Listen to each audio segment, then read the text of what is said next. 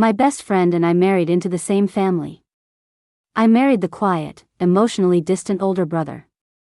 She married the smooth-talking, boyish younger one. After the wedding, our mother-in-law decided she hated both of us. She griped that I was useless for not giving her a grandson, and she complained that my bestie was a vixen who spent all day seducing her younger son. After the millionth time she had us both shaking with rage, I turned to my friend. Are you ready to bail? I've saved up enough for both of us. Zoe said, I'm in, but I think I might be pregnant. I frowned. Oh, really? Okay, no problem. I'll just have to work hard and get pregnant tonight, too. Then we can make our getaway with even more cash. Rich, gorgeous, a kid, and no husband. We'll have it all. 5 months later, Zoe and I were at prenatal yoga, bellies and all. Suddenly, the door flew open, and 2 familiar men appeared in the doorway. My cold, distant husband, in front of everyone, pulled me into his arms and started crying. Behind him, the boyish younger brother just started bawling his eyes out. My bestie, Zoe, and I were watching TV in the living room when our mother-in-law came over carrying a large basin. She plopped it down on the huge coffee table, right on top of the mini cheesecakes we hadn't finished. I was about to lose it when the head of a live chicken poked out of the basin, startling me. The hen stared right at me, and it was seriously creeping me out. A second later, it let out 2 clucks, and with another soft plop, an egg appeared in the basin. My mother-in-law picked it up and sneered at me. Even a random chicken I bought at the market knows how to lay an egg. Some people can be married for 2 years and produce nothing. As if that wasn't enough, she stepped closer, trying to shove the egg in my face. I recoiled. Mom, you've got poop on your hands. It stinks.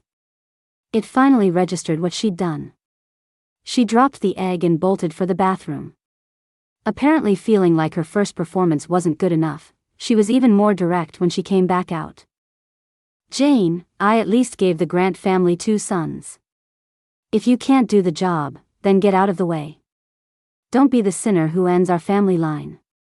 All the pent-up frustration from the past few days just exploded out of me. Mom, Nate is barely home once a month. If I actually got pregnant, wouldn't you be terrified? Or are you suggesting I reproduce asexually? Is that how you and Dad had Nate and Leo? I had no idea you were so progressive, Mom. Next time I visit Dad's grave, I'll be sure to let him know that neither of his sons are actually his. Zoe, afraid I was going to give myself an aneurysm, tugged on my sleeve. Come on, let's go shopping. Before I could agree, my mother-in-law shot Zoe the most contemptuous, head-to-toe look I'd ever seen. With a cold snort, she spat. Don't think you're so innocent, you little tramp. If you're that good at seducing men, you should be out selling it. You're clinging to my younger son day and night, running him into the ground. What? Was this old woman a professional contrarian in a past life? She could argue about anything. I stepped in front of Zoe, glaring at my mother-in-law. When I'm not intimate with your older son, you complain I can't have kids. But when the younger couple is happy and in love, you hate that too. You're so good at finding fault, you must have been a magnifying glass in your past life. Her finger, pointing at me, was trembling. You shrew. My pills, oh, my heart. Quick, get my medicine. She's trying to kill me. The housekeeper rushed upstairs. I rolled my eyes so hard I almost saw my brain. We'd seen this show a dozen times. If she wasn't tired of it, I sure was. My mother-in-law was healthier than I was. I'd seen her pills before, they were just vitamin C tablets. When Zoe and I walked out the front door, the blue sky and white clouds suddenly felt incredibly liberating. Looking back at the luxurious estate, I had zero desire to ever step foot in it again. I turned to Zoe. Are you ready to bail? I've saved up enough for both of us. Without a second of hesitation, she nodded. I'm in, but I think I might be pregnant. After years of friendship, did I even need to ask what she was thinking? Oh, really? Okay, no problem. I'll just have to work hard and get pregnant tonight, too. Then we can make our getaway with even more cash, our good looks, and our babies. We'll have it all. Zoe's eyes lit up, and she gave me a wicked you get me grin. We headed off to the mall, laughing. In 2 years of marriage, I rarely saw Nate Grant. He was generous with money, I could use his credit card for anything, no limit. But that was it. To him, I was a stranger. He barely spoke, and when he did, it was usually just, dinner's ready, or, get some rest. Zoe used to joke that our 8-foot-wide bed must be great for trying out all sorts of new positions. In reality, its only purpose was to maximize the distance between me and Nate. One night, I was sleeping restlessly and just happened to roll over in his direction. He jumped back so fast he fell right off the bed. After that, whenever he was home, I was too afraid to sleep deeply, terrified of another awkward incident. And on top of it all, I had to deal with my mother-in-law's constant torment. At first, I tried to be a dutiful daughter-in-law, to be patient. But all I got in return was her doubling down. I only started fighting back when she told people I was bad luck and had caused my own parents' deaths. My dad died in a car crash when I was young, and my mom, who had raised me all on her own, passed away from an illness right after I got a job and she could finally relax. If you ask me, my mother-in-law said, the reason she can't have kids is karma for all her sins. She jinxed her own parents to death. Ugh, how scary. Seeing how upset I looked, Zoe bought me a milk tea with extra sugar. She poked the straw in and held it right to my lips. The sweet taste made me feel a little better, but it was immediately followed by a wave of guilt. Babe, are you sure you want to run away with me? I mean, you and Leo.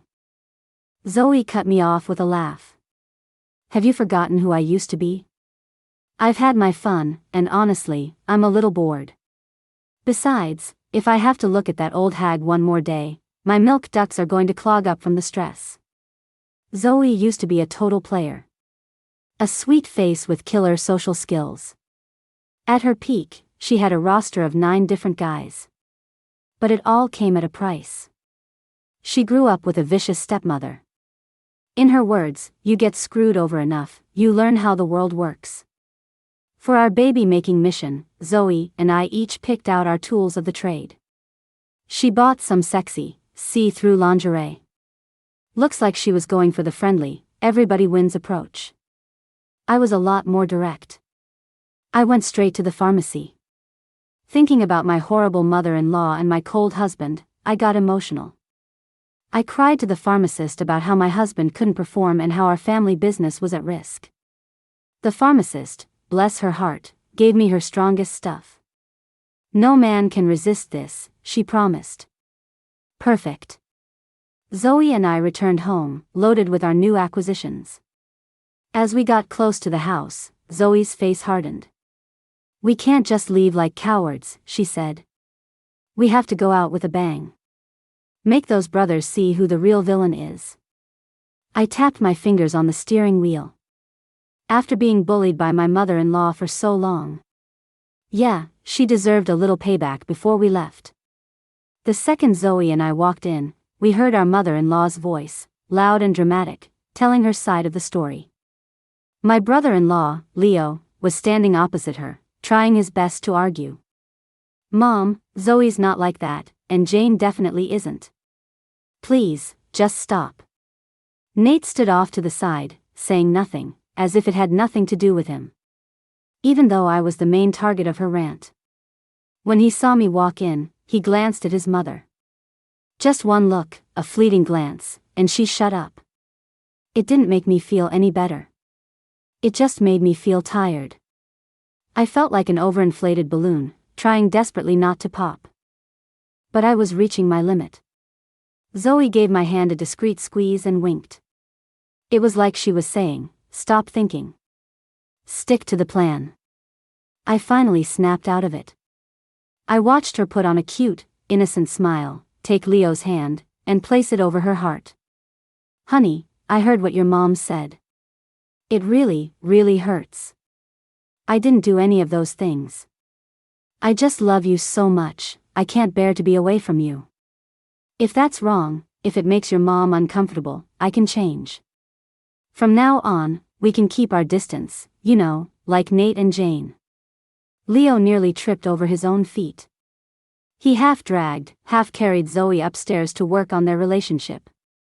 Mom, Zoe's not feeling well, so I'm just going to go up with her for a bit. We'll be down in, 2 or 3 hours. I gave Zoe a subtle thumbs up. Mission accomplished. I lowered my eyes and bit my lip. After a moment, I looked up at Nate. He still had that blank expression, as if nothing in the world could ever faze him. I clenched the fist hidden behind my back, my nails digging into my palm until the pain brought me back to my senses. Let's go upstairs, I said. I have something important to tell you. Nate still had no reaction. After a word with his mother, he walked to the bottom of the stairs and made a polite after-you gesture. Polite, courteous, and so distant. Anyone who knew us would know we'd been married for 2 years. Anyone who didn't would think we'd met 2 minutes ago. I sighed, trying to release the tightness in my chest. It was no use. My mind was flooded with all of Nate's little actions and his words. The more I thought, the angrier I got, and I missed a step on the stairs. My mind went blank. Just as I thought I was about to face-plant and reboot my life, I fell into a strong embrace. I looked up and met Nate's worried gaze. Just for a second. When I looked again, his eyes were as still as a deep well. Be careful. He set me stably back on the step and just stood there, waiting for me to keep going. I almost laughed out loud. This staircase is 15 feet wide, and you can't walk next to me? In the room, I threw myself onto the bed. Go take a shower, I said, my voice muffled. Nate just blinked, then nodded and obediently went into the bathroom. When I heard the water running, I quickly poured a glass of water. I added the powder, following the pharmacist's dosage instructions. Then I thought about it and added a little more. For someone like Nate, who seemed devoid of all mortal desire, a higher dose was probably necessary. With that in mind, I poured in some more. When Nate came out of the shower, he was fully dressed. It was 100 degrees outside, and even with the AC blasting, he had his pajamas buttoned all the way to the top. The gray fabric, paired with his ice-cold face, was the epitome of untouchable. I handed him the water. Drink your medicine, your water. Nate's hand hesitated as he took the glass. I felt a pang of guilt and snapped at him. Just drink it. What, you think I poisoned it? If you're not going to drink it, give it back. Seeing Nate drink the entire glass, I sat back down on the side of the bed, trying to act casual while I watched for his reaction. That pharmacist wasn't kidding. Within 10 minutes, Nate's face was flushed, and he was tearing at his collar, his breathing growing heavier and heavier. The sound sent a shiver down my spine. I slapped my cheeks. Get a grip, I told myself. It's not like you've never had sex before. Don't get so worked up. Then I thought about it. Actually, I hadn't. How sad. Well, lucky Nate. I looked up to check on him, and in a flash, he was gone. I looked again and saw Nate with his head directly under the faucet. He'd rather drown himself than touch me. I stomped over and grabbed his arm. As he looked up, I grabbed his head with both hands and pulled his face toward mine. I don't think I fought this hard when Zoe and I were wrestling for the last piece of braised pork knuckle. The moment our lips met, his cool and soft, I clearly saw his eyes widen in shock. A moment later, he started to struggle. He was probably afraid of hurting me, so his movements were gentle and not very effective. If anything, it just fired me up more. The harder he fought, the more determined I became. Before long, I'd valiantly wrestled him onto the bed. I straddled him and started taking off my clothes. Jane, what are you doing? Don't. Listen to this guy. Is that something a human would say? We were a married couple, for crying out loud, and he was pulling this crap. I gritted my teeth, yanked with both hands, and ripped his pajama top open. Buttons went flying. A perfectly sculpted set of abs appeared before me. Looks like I was in for a good meal. My hands didn't stop, and my brain worked even harder. I mentally flipped through hundreds of steamy romance novels I'd read. I ran my hands all over Nate's body. He was so hot it felt like he was about to catch fire. At times, his body would even arch up to meet my touch. So hot. I loved it. Jane, we can't. You can't right now. He actually said I couldn't. A woman has her pride in these matters. My actions toward Nate grew rougher as I got down to business. The moment I tried to enter, the pain made me wince, and tears of victory streamed down my face. But I'd come this far. I couldn't give up now. I pushed forward, and as I got into a rhythm, Nate began to get a taste for it and took the lead. The smile on my face slowly transferred to his. Over and over, he drove every coherent thought from my head. In a hazy state, I heard a man's voice in my ear. Again and again, it said he loved me so much. I must have been hallucinating. After that, everything went black. I felt like I was in a dream that was rocking back and forth, lifting me to the peak again and again. It was my phone buzzing that woke me. The first thing I did was turn my head. Nate was sound asleep.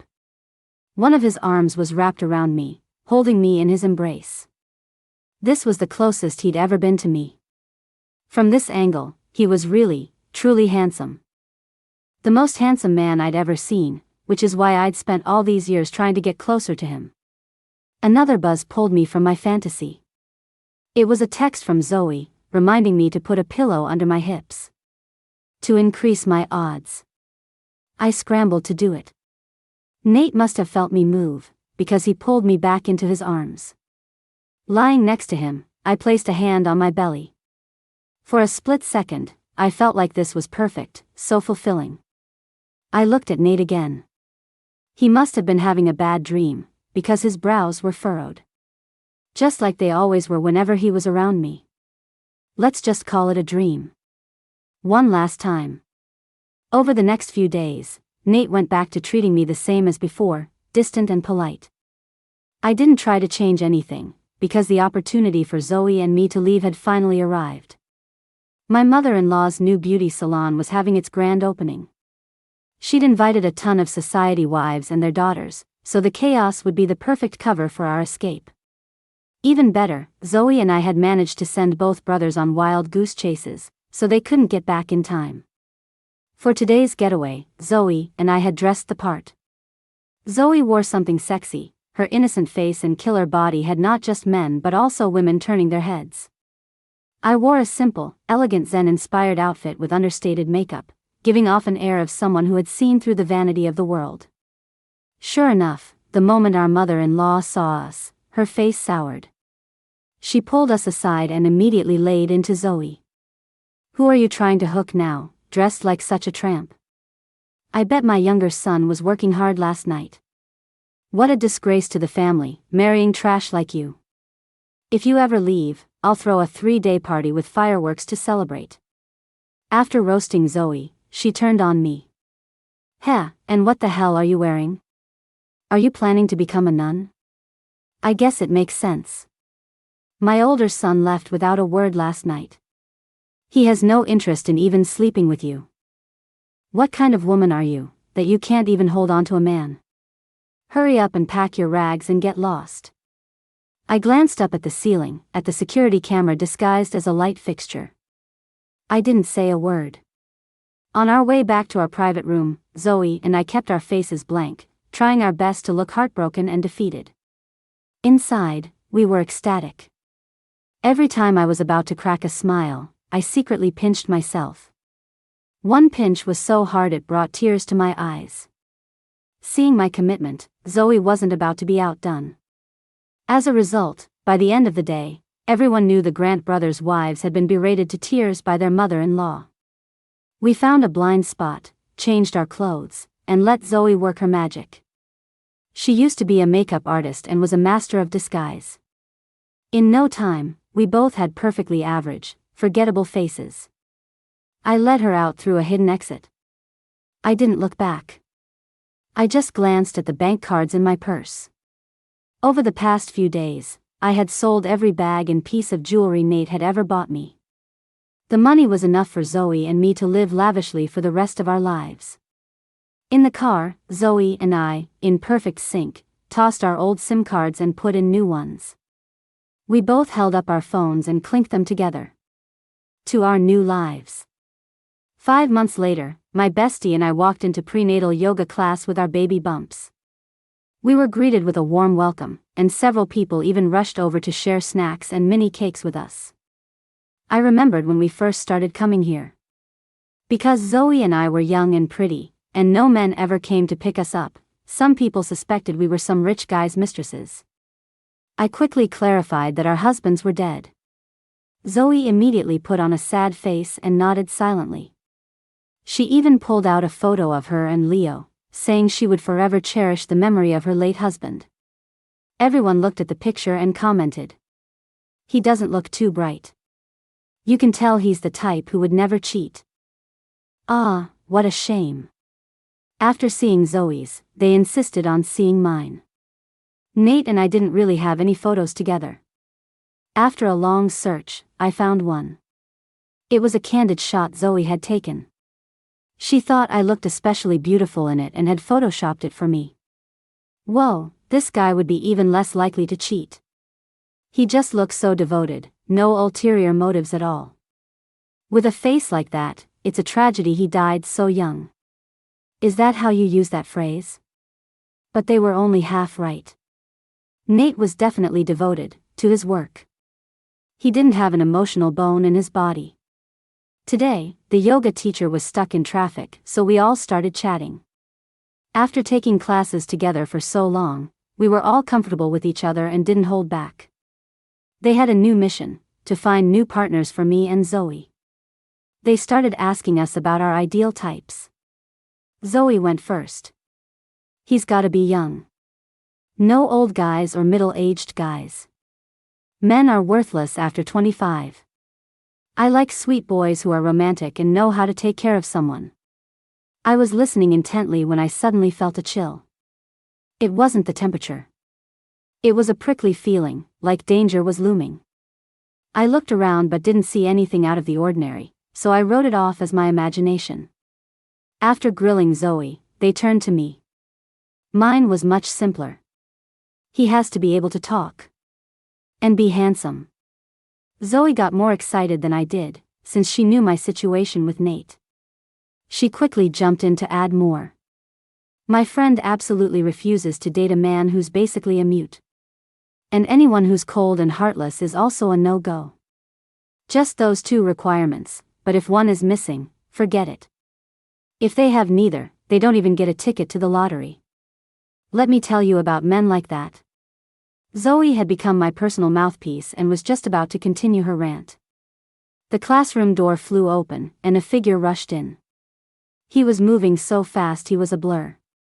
At first, I couldn't even see who it was.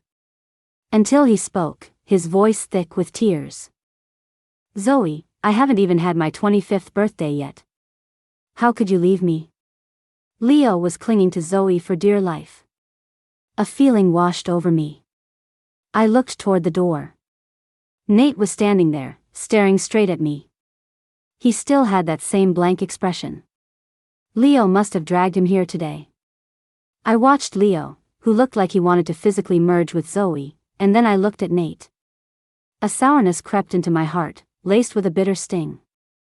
I took 2 steps back, ready to leave, but Leo's long arm shot out and grabbed my wrist.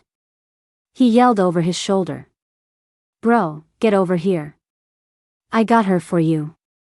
Nate froze for a second, then took 1 quick step forward. But that was it. Just 1 step, and then nothing. His eyes, however, never left me. Seeing him just stand there, Leo gritted his teeth in frustration.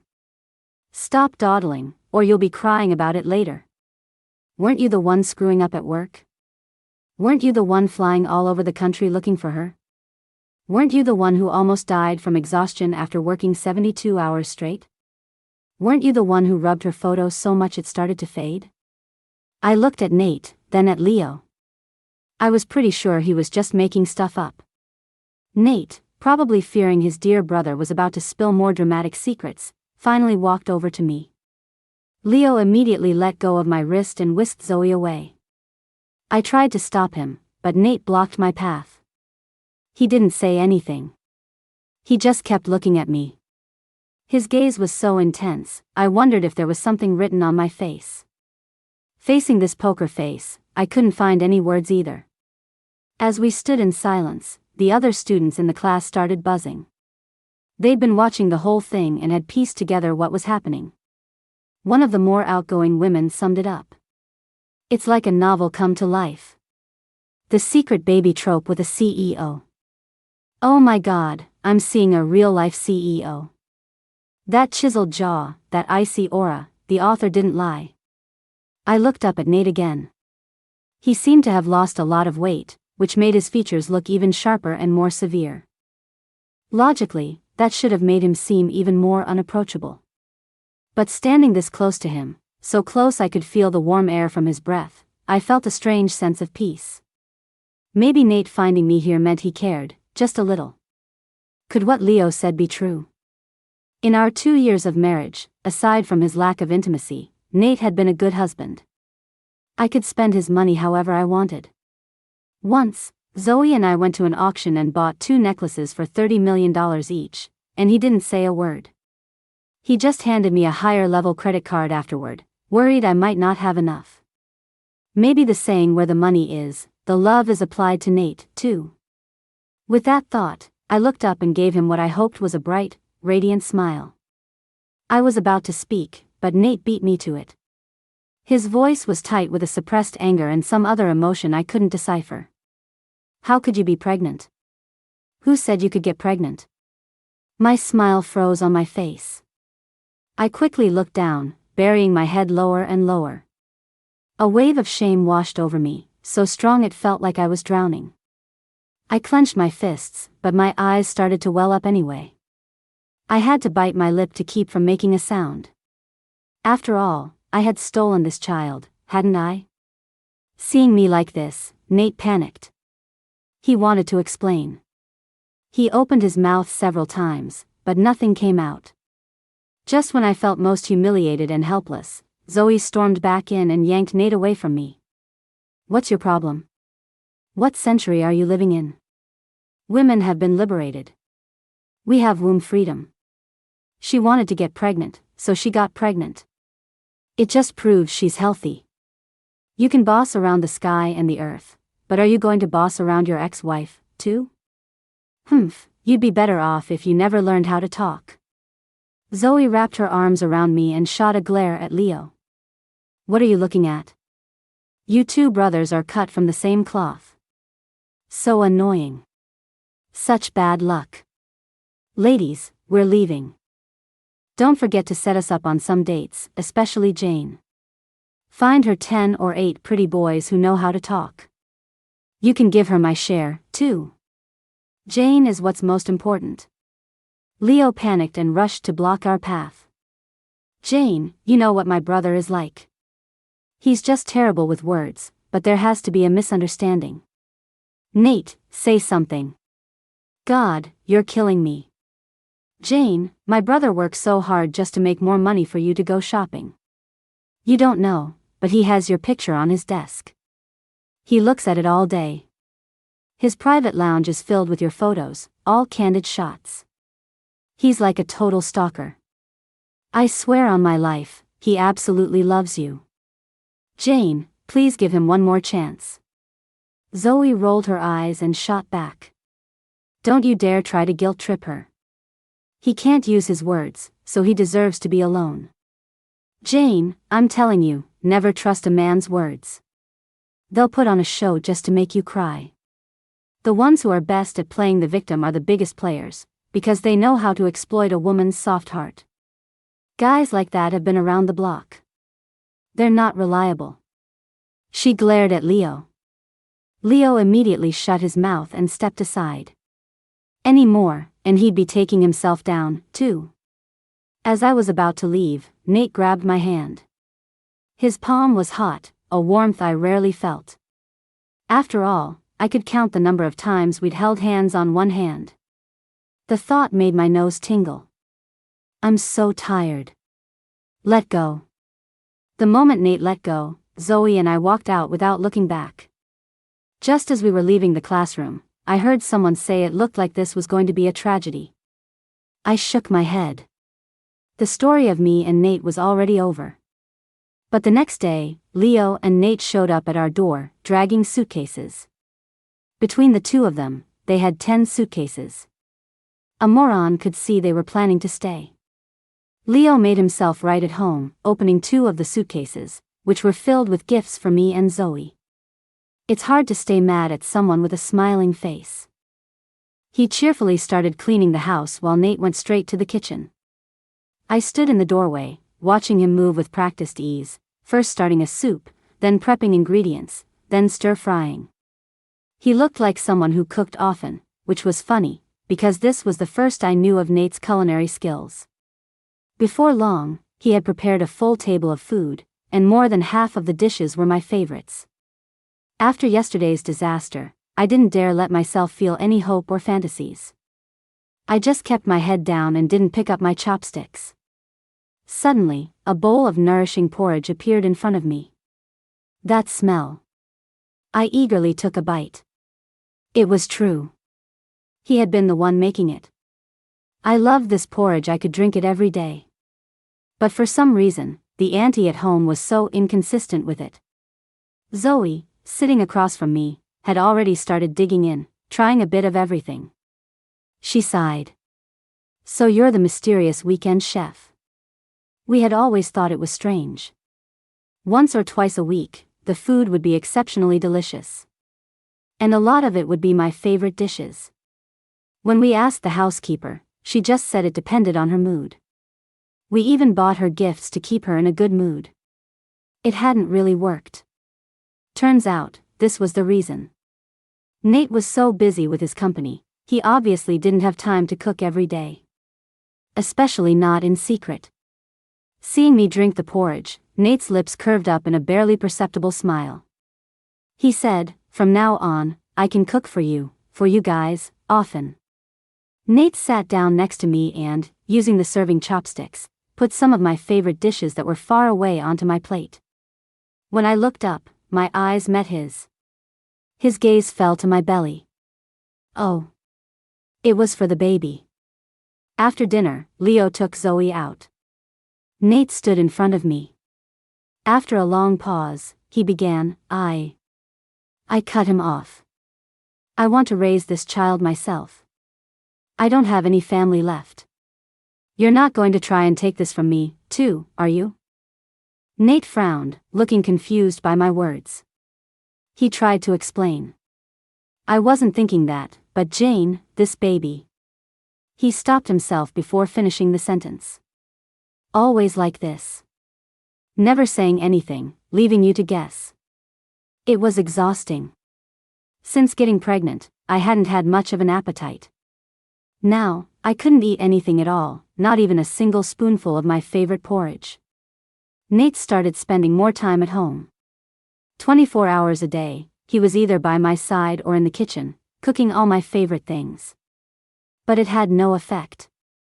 In fact, my nausea got worse whenever I saw him. That night, there was a knock on my bedroom door. It was Zoe.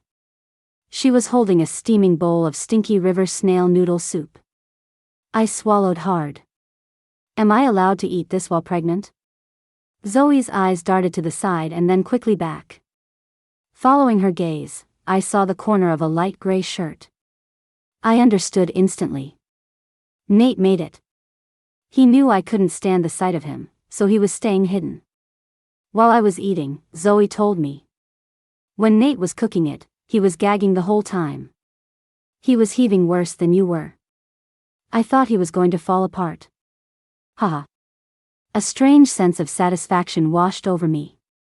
The noodle soup in my bowl suddenly tasted even better. As I was slurping down the noodles, I noticed it had gotten very quiet across from me. I looked up and saw Zoe watching me with a motherly expression. Isn't this so much better? Don't let unimportant things ruin your mood. You said you were going to protect me, right? How can you protect me if you don't get strong? Besides, it's your body. You can get pregnant if you want. If he really didn't want to, he wouldn't have been able to get it up in the first place. Seeing that Zoe was about to get explicit, I quickly covered her mouth. Zoe's eyes crinkled into a smile. You have the best friend in the world and $1 billion. What's there to be unhappy about? Come on, give me a smile. If this one doesn't work out, get a new one. With that face, and, whoa, have your boobs gotten bigger? With a body like this, please. You'll never be short on men. Once I got out of my own head, I found that I was much calmer when facing Nate.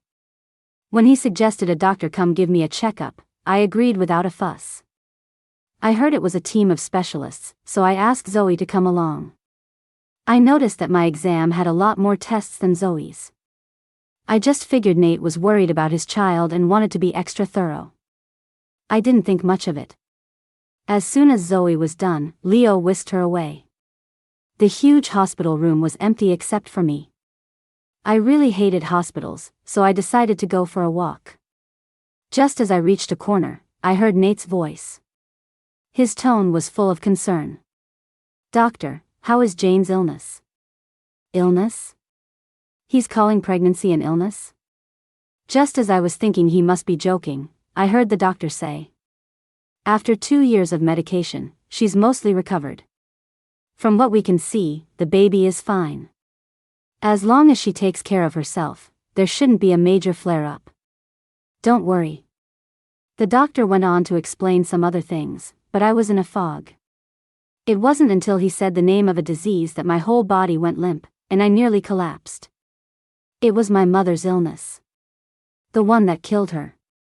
The noise I made attracted Nate's attention, especially since I'd cried out when I almost fell. He rushed over. Seeing my tear-rimmed eyes, he panicked. He reached out to wipe away a tear, then pulled his hand back. I grabbed his hand. Are you still going to hide it from me? Based on the timeline of the medication the doctor mentioned, plus Nate's strange behavior, I remembered something. On our wedding night, Nate had been very passionate. But I suddenly fainted. When I woke up, it was the next day. Even the doctors said I was just exhausted and stressed. I believed them.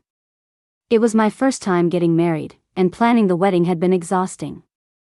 But it was after I got home from the hospital that Nate rarely touched me. He was concerned about me, in his own way. He said my body was too weak. He even brought me some special vitamin-like supplements from abroad. The housekeeper would often make me medicinal broths, and I had indeed felt much healthier over the past 2 years. The habit had just stuck. Nate didn't say anything. He helped me back to the hospital room and closed the door. He took a deep breath. That's how my mom passed away. I was afraid you wouldn't be able to handle it if you knew, so I wanted to keep it from you. A good mood is better for recovery. I thought your body hadn't fully healed, and I was worried that getting pregnant would interfere with your treatment. That's why I said what I said. I'm sorry I hurt you. After speaking, Nate looked away. He seemed terrified of being close to me. I stood up and backed him into a corner, step by step. Are you disgusted by me?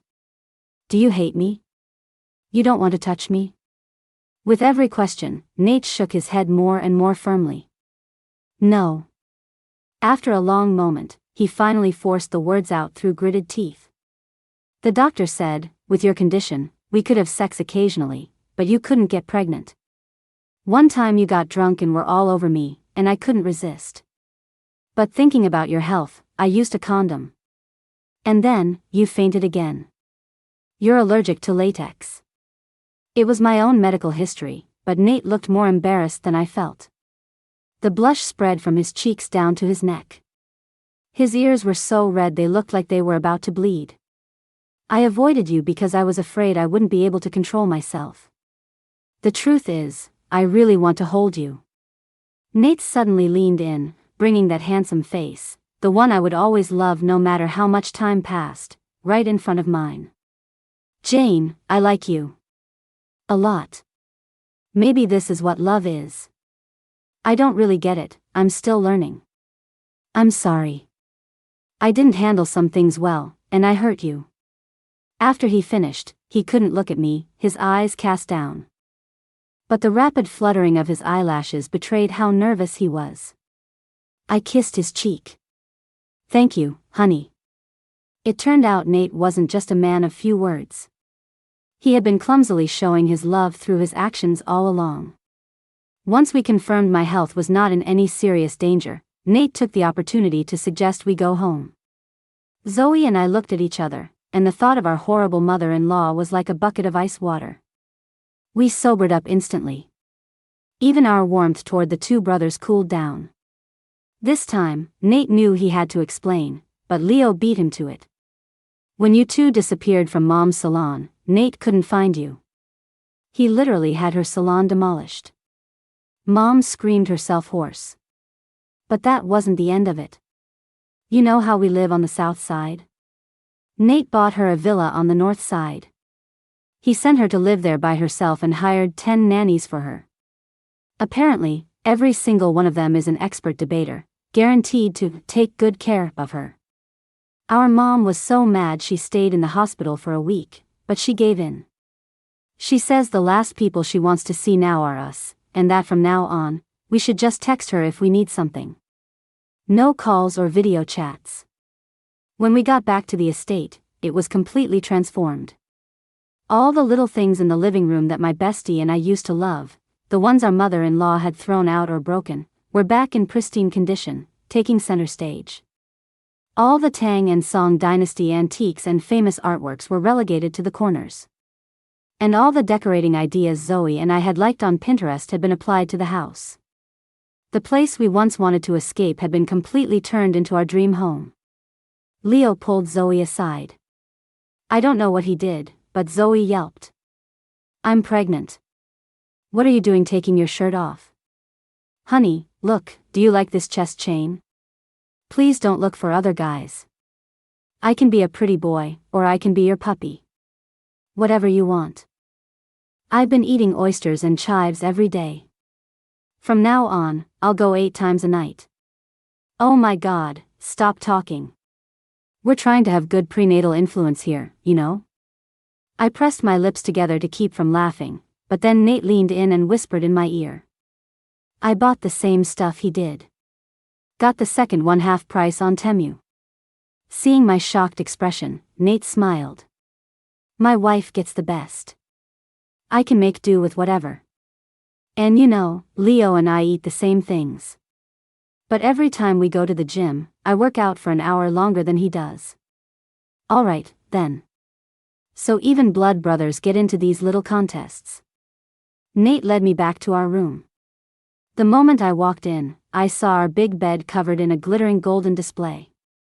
7 large gold bars were laid out neatly. One word on each bar. Wife, welcome home. I cleared my throat. Next time, remember to engrave my social security number on them. To be specific. And maybe add another 18 gold bars. Nate wrapped his arms around me. Okay. I hugged him back. Finally, I was holding my whole world.